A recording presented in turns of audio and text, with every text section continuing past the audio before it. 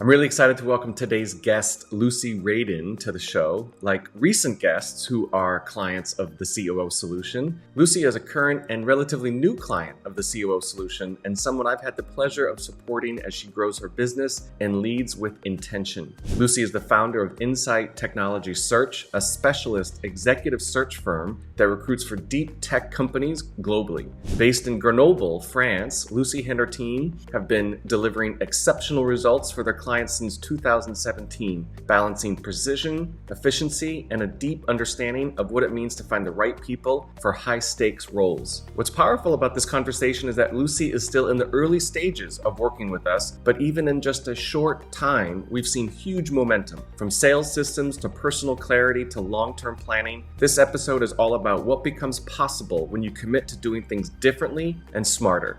Let's dive in.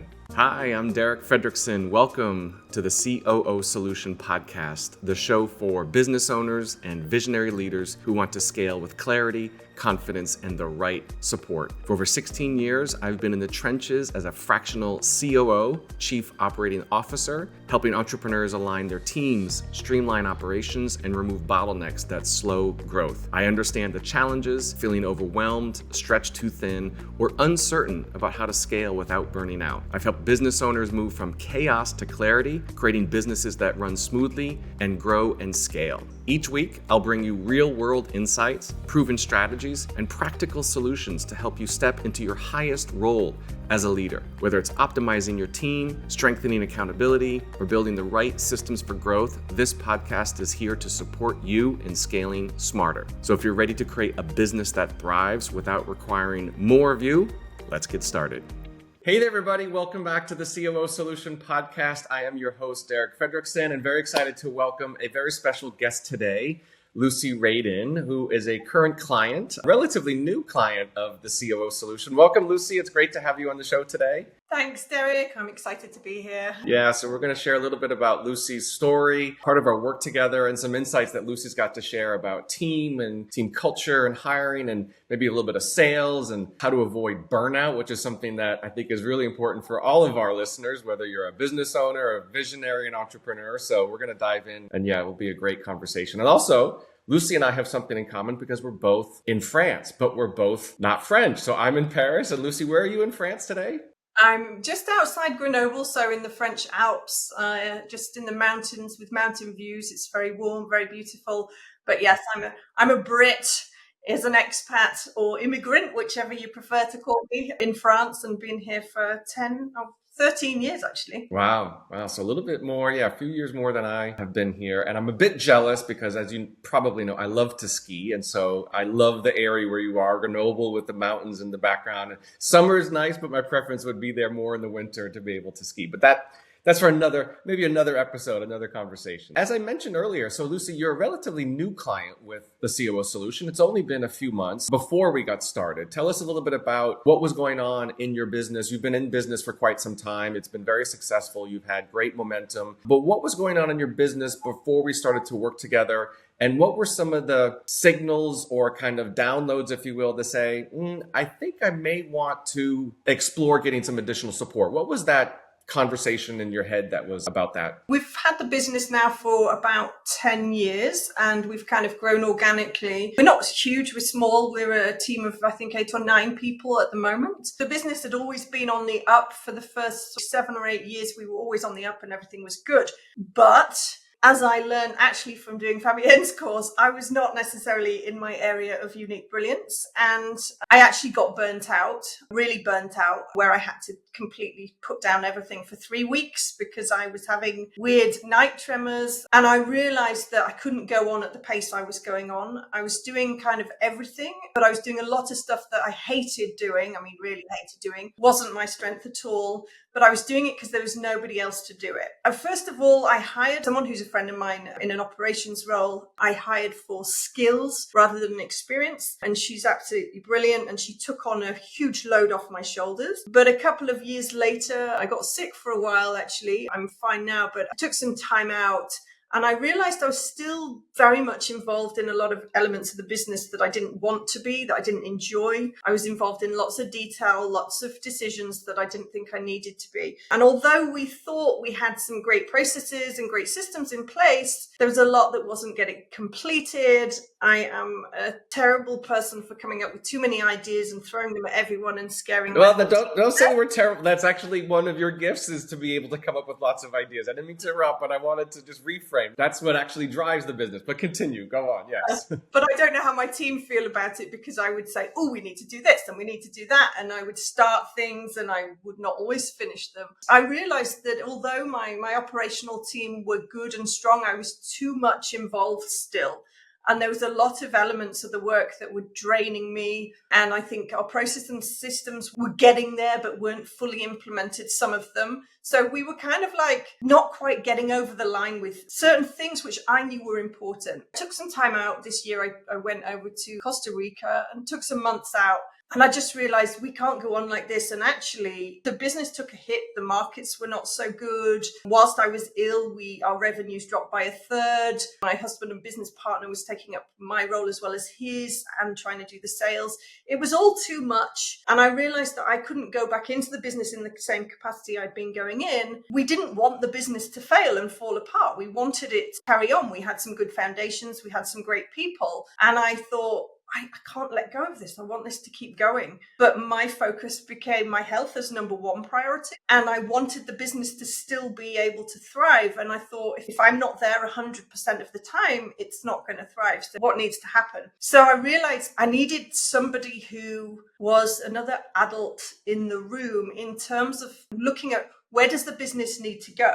And when I looked at that, I thought, okay, well, I've hired for skills, but I haven't hired for experience. So I need someone who, when I chuck these ideas out, they go, oh yeah, I've done that before. I know how to do that, rather than, oh, I'll go and figure it out. And it might take me 6 months, or we might not quite implement it, right? That's when I came to the conclusion that we needed some more experience on the team. Yeah. And thank you for sharing. I know that what you've just shared about kind of taking a step away from the business, whether it was due to health or, a little bit of burnout, in that kind of, I would say like a negative period, but the awareness of saying, okay, if I step back, or when I come back into the business fully, I can't be the same version of who I was before, because that might lead down to a similar path. And not suggesting that's what we would have intended, but I appreciate the vulnerability in sharing the awareness, whether it's from, taking an exit from the business for a bit, or during health reasons or personal reasons, and kind of getting the clarity. This is one of the things I really appreciate about what you've shared with your story and others, is that there are many entrepreneurs that I think have the awareness of things may need to be different, or I may need to change, or I've done things in the past and it's more of the same is more of the same. And in some cases, we get the awareness and then we discount it and we don't take any action of doing things differently. Others, like yourself and other entrepreneurs,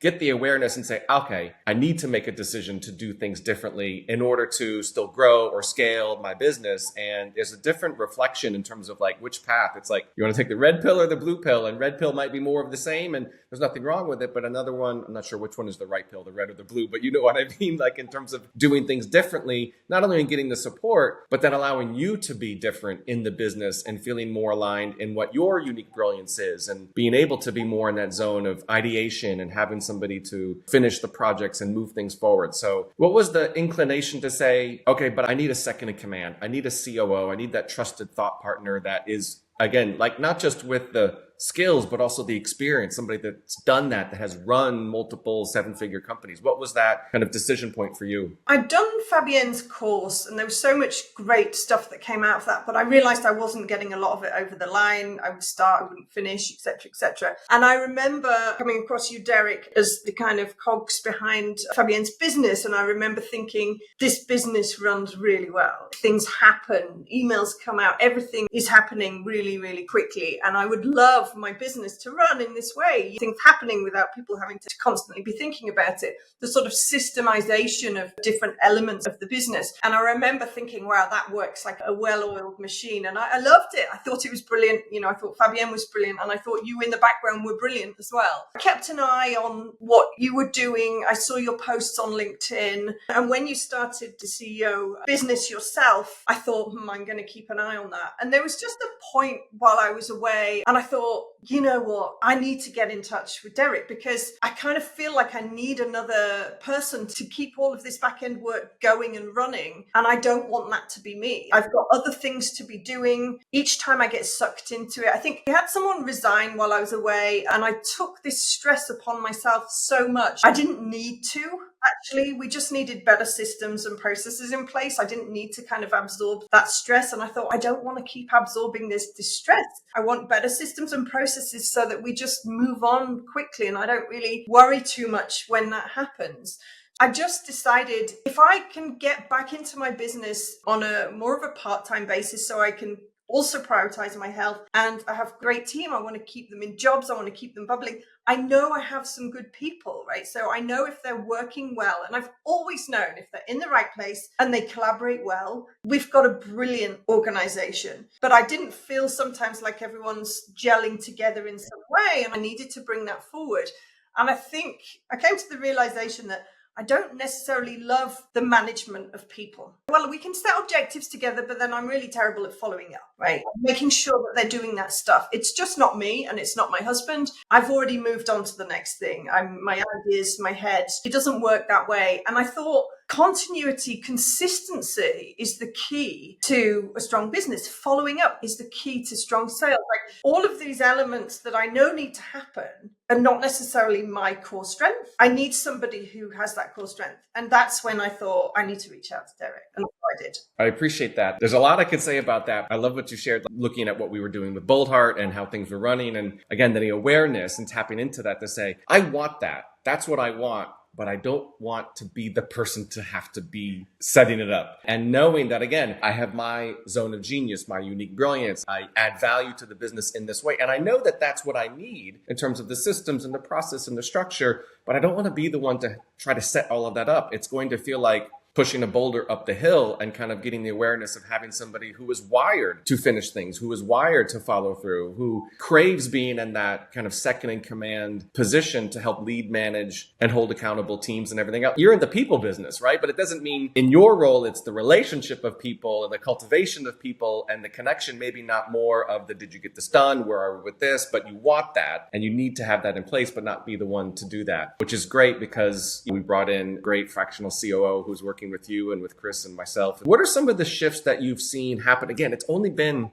I think, about 2.5 months. And so what are some of the shifts that you've seen, whether it's your team, your systems, or just individually, you and or Chris, your partner, who's a key component of the business? What have you seen has transformed in these short couple of months? You know, it's interesting because sometimes it's the smallest tweaks that you don't even think about yourself. Often when we were communicating, we were using Slack, we were using email, we were using WhatsApp. And then documents kind of all over the place. Some people would be messaging on Teams that I never even looked at those messages because I was like, oh, I've got too many things everywhere. And one of the first things that Mary Alice said was, let's get everything down in channels on Slack. So all internal communication is going through Slack. And it's interesting because I had emails that I was responding to and then people would respond and I would straight go back and put it on Slack. And they'd be like, oh, she's a bit strict. And I was like, I need to be strict, guys, because and we all move into that line, right? It's a little tweak and changes. It's great. I love it. I don't have to be in my emails for the internal work. I can look on Slack. I can see where things are. I'm starting to use the little symbols. I can save things I need to do. So that sense of organization for me was like number one. I thought that was brilliant. Number two, having Mary Alice talking to the team on a weekly basis and keeping them accountable for what they said they were going to do. She's very direct, she's very to the point, but she's warm as well. I'm a strong believer in working with people you like. I'm not interested in working with people I don't like. And I liked her from the minute that I started talking to her. She was direct, she was to the point, she knew how to do things, she understood what I was saying very quickly, and she's come into our business not having worked in our sector before. There's a lot to understand, there's a lot to it, but she's picking it up like this. It's no issue for her. She gets it. That was one of the first things that I thought was really, really good. The other things were the team taking more accountability. I'm definitely getting less constant kind of questions and what about this and what about this, and things just getting over the line. Like we had a half-done brand voice, understanding how we wanted to sound, but it wasn't ever completed. People were still posting randomly, the things looked different, and it drove me insane, but I didn't know how to fix it. I could say to the guys, use this, use that, and then it just wasn't happening. And she's just managed to get these things in place so they're working. The other thing is definitely the marketing. I mean, marketing has been the bane of my life my whole entire career, because I have ummed and ahed for many years about the kind of person that I need to get the marketing off the ground, because I'm a salesperson, a direct salesperson. It's how I've always worked, picking up the phone, speaking to people, and that's how we've done our business, which has been effective, but it's bloody hard work. Marketing is a tool to enable your business to be known about, to be heard about, to talk about the great things that you've done. And we just hadn't managed to implement anything on that, because I hadn't taken a decision. Because I was like, do I take a sort of a marketing person on? And then I'm like, but then I'm going to have to tell them what to do. And I don't know what I'm telling them. And I don't understand the website and the SEO and et cetera, et cetera. So it's like, it's people talking Chinese to me. I want someone that gets it. And when Mary Alice came in, she just was like, oh yeah, we can set this up and we can set that. Oh yeah, I know how to do that. Oh, I've done that before. And I was like, oh. The best part came when, because I've known for ages, I need to start writing content, and I take the dog for a walk and I have all these great ideas of content, and I come home and then I don't do it, right? Whatever reason, I don't do it, and I don't know why I don't do it, but I don't. And that doesn't get you anywhere. You can have the ideas, but if you don't put them into practice. One of the best things Mary Alice said to me was, okay, how much involvement do you want in the marketing? She said, you can have maximum or you can have minimum. And I said, minimum, please. And I said, well, what does that mean? And she said, well, if you either come up with ideas or I can ask you questions, you can record a voice note with the answer and I'll create the rest and I'll post it and I'll get everything done. And I was like, this is like a dream come true. All I have to do is talk about things. I love that, because especially with the marketing, I believe, and especially for your business, but I believe every business, the biggest driver is marketing. And in most cases, in my experience, the visionary, the business owner, it's not their jam. It's not the thing that they thrive in. They thrive in relationships. They thrive in the vision. They thrive in the sales element, because they've got a big picture of what they want that business to look like. But the catalyst to get that in place is marketing. But marketing done the right way, in terms of, we could do a lot of things with marketing, but for Lucy and for Chris and for your business, what are the things that we should be doing from a marketing perspective that's going to drive the result, but in a scalable way that doesn't involve more stuff for you to do or more stuff for the team to have to do? Of course, there's things that need to be put in place, but we're doing it strategically and thoughtfully based on what's actually going to be the driver for your business in terms of marketing and what's your involvement. I love the kind of ordered at a restaurant, I would like the maximum or like the minimum or somewhere in between, or I'd like to start small and then see it. That's all part of the process. The other thing I'll share, which I'd like to highlight for those that are watching or listening, is sharing what you were sharing about Slack, just as an example. And I know that some people might be listening to like, oh, just shifting how we do communication in one way or the other. Yes, in that form, it's simple, but it's oftentimes the small things that get in the way of the big things. And we know that in our work with our clients, and we've talked about this with you and your business, like I think Mary Alice was sharing, like there's emails over here and then people are asking on Slack, did you see the email? And then there's something on Teams and it's like, whoa, whoa, whoa. And there's this operational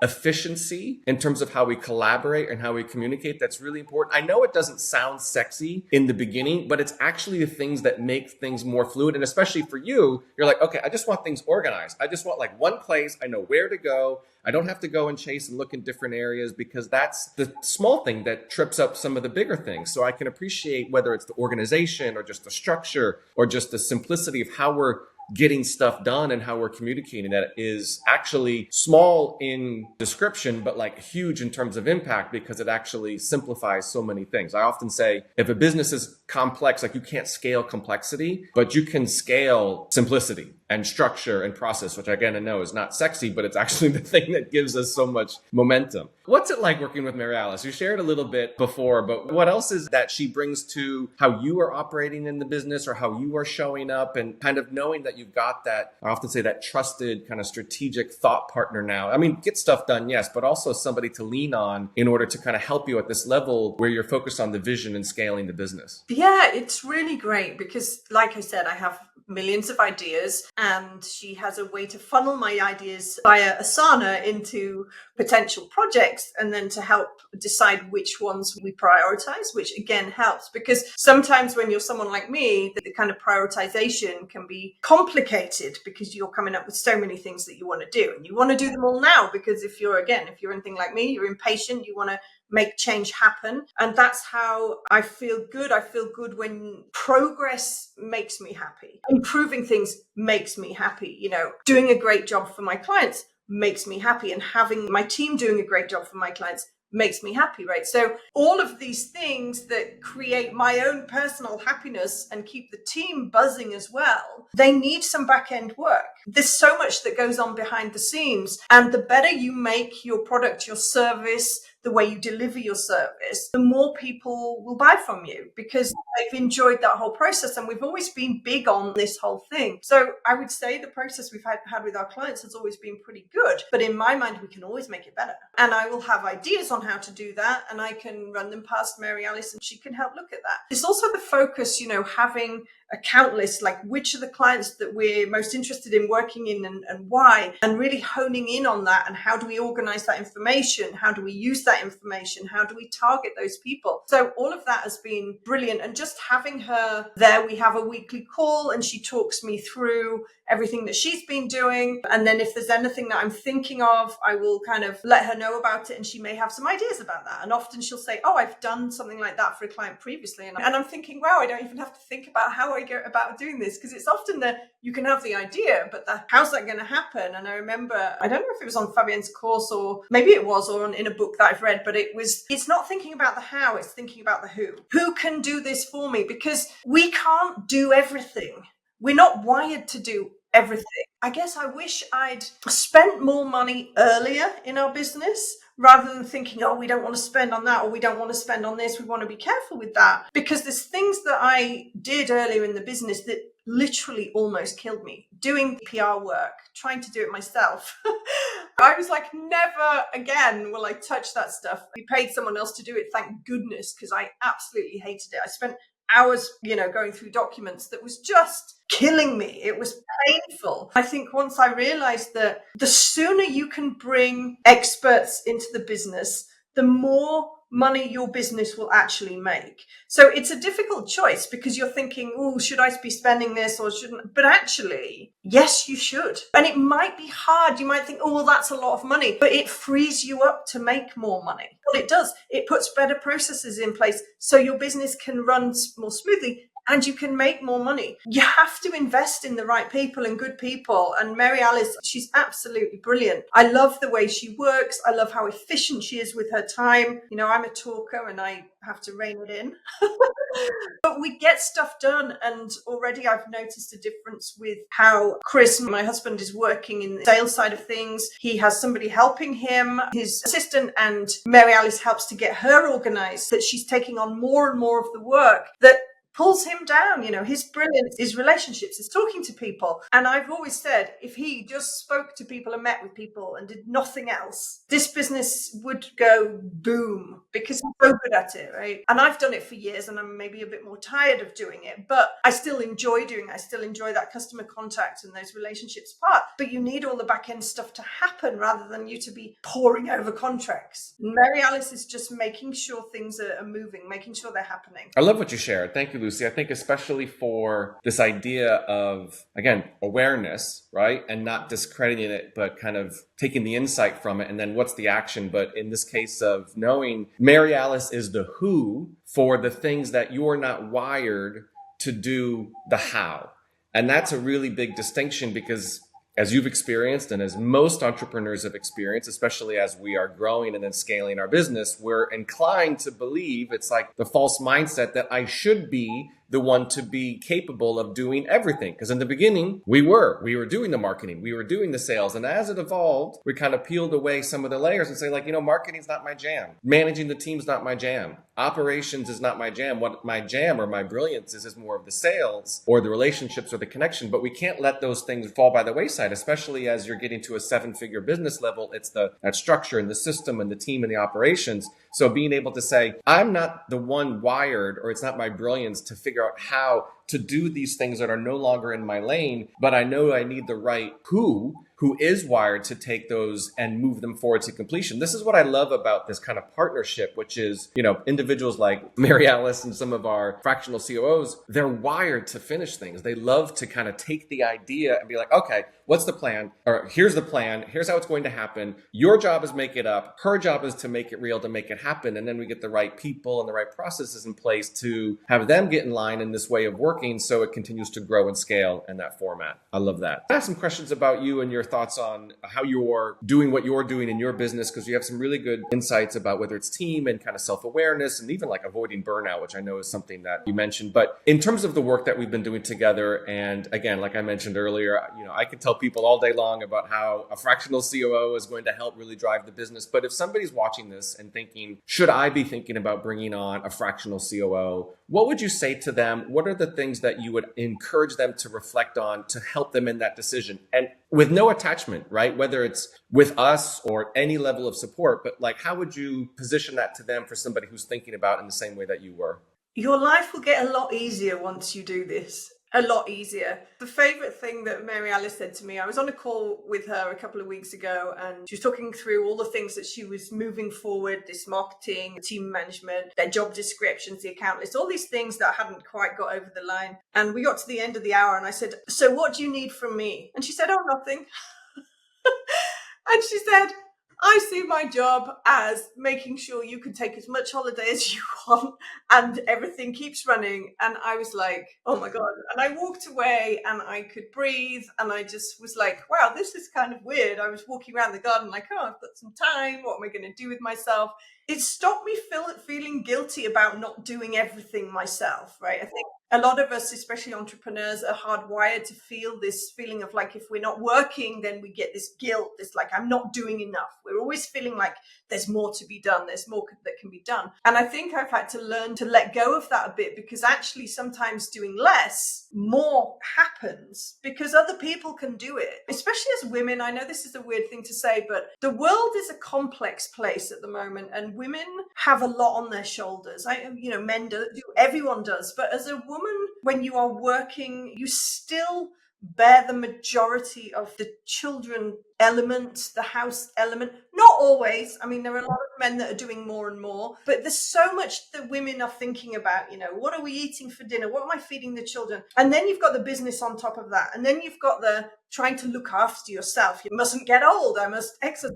I must look after myself. I must dye my hair. All of these things that load up and load up and load up on women. And I think that it's a huge amount of pressure on women. We feel like we're never doing enough. We feel like we're trying to perfect every element of business, of our lives, of our children's life, everything. And it's exhausting. And to me, I see a big issue with this, with women getting burned out, with women getting diseases, all sorts of things, because we don't take the time to rest, to breathe. And I've had to retrain myself, which I'm still in the process of doing over the last year because I don't want to get sick again. But I've had to retrain myself to say, it's okay to take days off. Because I was taking a Wednesday off because in school is not on a Wednesday. So I was taxi driving for my daughter and I was like, this is not a day off. I am taxiing my daughter around. I am doing the weekly shop. I am preparing meals. It is not a day off. So there's me thinking, oh, I only work 4 days a week. But no, I don't. I'm doing a different type of work. So then I realized, well, when is my time to rest and to chill out and to go for a walk and to exercise without the pressure of, oh, I've got to start a meeting, When is my time to relax? I now take Fridays as my day. I don't feel guilty about it anymore. Having the right team in place will allow you to do this. And we need it. Our bodies need it. Our minds need it. And the more you do this, whether you like meditation, yoga, the more you look after yourself, the better you can show up for everyone else. But you need the right team about you. I'm 50 years old. I have worked my butt off since I was younger than 20 years old. And it's exhausting and it is also unhealthy. And I think that we have to say, this is too much now. I've got to take time for myself, because if you don't have your health, you have nothing. And if you build the right team about you, you get the right support, you can do all of this stuff. But if you try and do everything, you will burn out, you will be exhausted. And I'm sure if there's other women listening to this, every woman I know is in the same boat. The world the way it is, how much time are you making to see your friends? Oh, you're too busy because you're doing this. And we need that, especially women. We need that sense of community. So I think get the right people in place who can help you move the business forward, and you will not ever, ever regret that decision.